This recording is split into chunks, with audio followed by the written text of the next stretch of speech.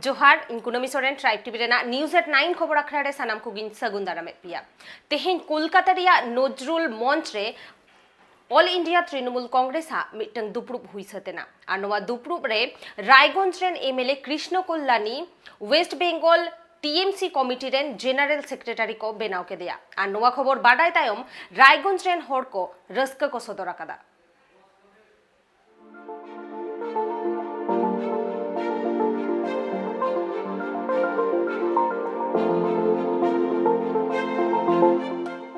কথায় আছে উদ্দেশ্য যখন ভালো তখন সাফল্য অবশ্যম্ভাবী।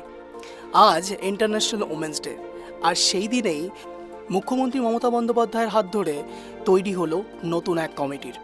এই কমিটিতে vice president Amit Mitra, secretary general Partha Chatterjee, general secretary Firhad Hakim, Kunal Ghosh আরও অনেকে। এছাড়াও সৌগত রায়, শোভনদেব চ্যাটার্জি, ব্রাত্য বসু, শতাব্দী রায়, মানস ভূঁইয়া ও ডেরেক ওব্রায়ানও এই কমিটির বিশেষ অংশে রয়েছে।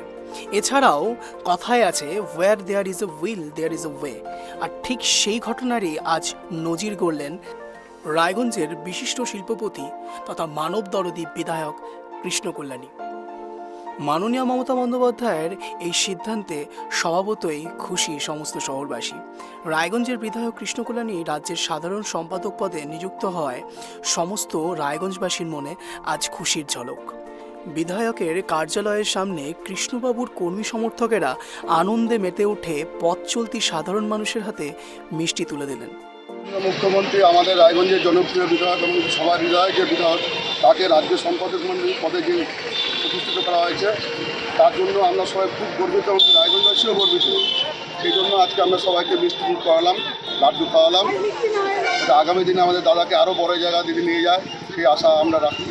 সেই জন্যই আমরা আজকে ব্যুরো রিপোর্ট, ট্রাইব টিভি।